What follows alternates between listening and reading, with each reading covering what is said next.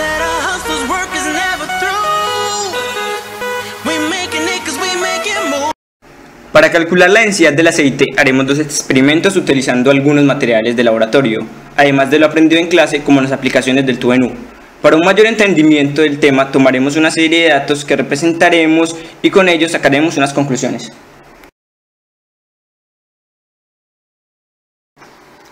La hidrostática es la rama de la mecánica de fluidos o de la hidráulica que estudia los fluidos en estado de equilibrio, es decir, sin que existan fuerzas que alteren su movimiento o posición.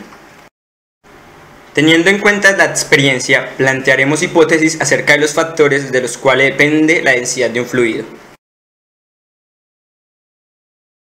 ¿Qué factores afectan la densidad de un líquido? La densidad de un líquido depende de la cantidad de masa y de volumen que tenga este.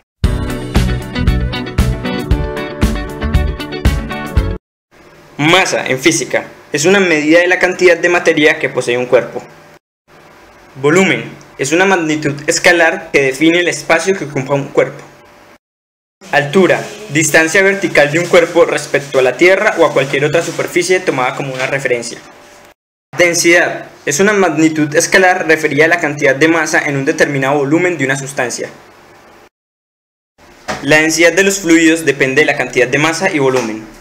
La densidad de los fluidos solo depende del fluido del que se esté hablando.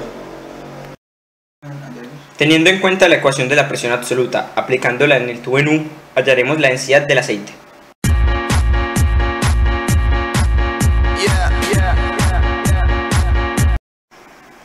Es un instrumento utilizado para calcular la masa de un cuerpo con mayor exactitud. Es un instrumento volumétrico que consiste en un cilindro graduado de vidrio que permite contener líquidos y sirve para medir volúmenes de forma aproximada. Es un tubo transparente de vidrio doblado en forma de U y abierto en ambos extremos. Es una pieza del equipamiento de laboratorio donde se sujetan las pinzas de laboratorio. Sirve para sujetar tubos de ensayo, buretas, embudos de filtración, criba de decantación o embudos de decantación. Para el primer experimento, calculamos la masa de la probeta con ayuda de la balanza. Después, con el fin de sacar una serie de datos y sacar unas conclusiones, calculamos la masa de la probeta con 2 mililitros de aceite, después con 4 mililitros y así sucesivamente hasta llegar a los 10 mililitros. Con la diferencia entre la masa de la probeta y la masa de la probeta más aceite, calculamos la masa del aceite. Como ya tenemos el volumen de este, podremos calcular su densidad en cada uno de los casos.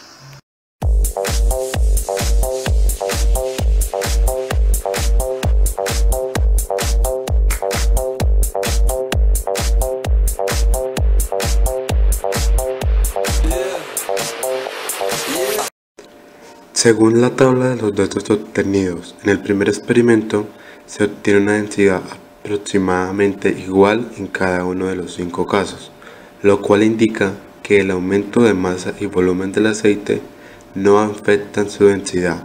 Esta no depende de las variables como la masa o el volumen. Para el segundo experimento, vertemos agua en un tubo en U que es sujetado por el bien conocido sujetador universal. Después vertemos cierta cantidad de aceite a un lado del tubo. Medimos la altura desde donde se separa el agua del aceite hasta el punto más alto del aceite. Se hace el mismo procedimiento al otro lado de la U, pero se mide hasta el punto más alto del agua. Este procedimiento fue realizado 5 veces con diferentes cantidades de aceite.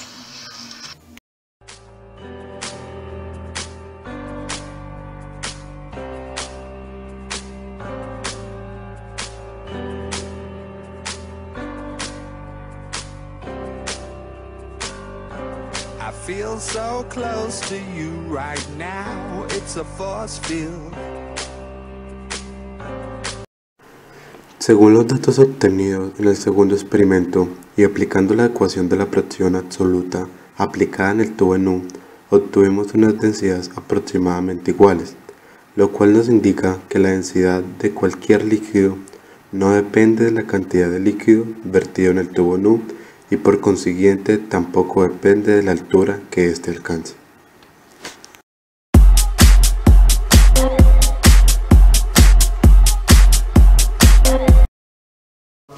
Los niveles están iguales en ambos lados, debido a que la presión atmosférica es igual.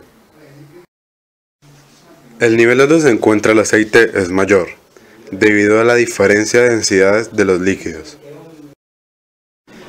ya que la presión atmosférica actúa diferente en los diferentes fluidos con diferentes densidades.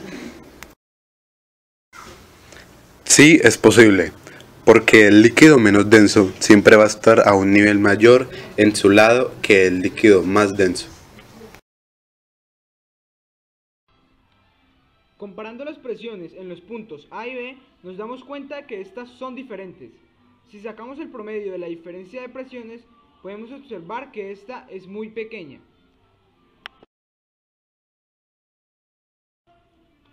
Las presiones en los puntos A y B son diferentes.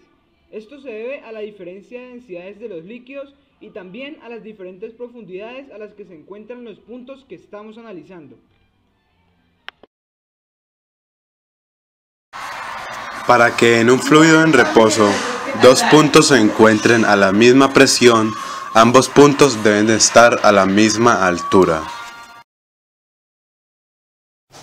El método del tubo en U y del pinómetro son bastante exactos. Los problemas son los errores humanos.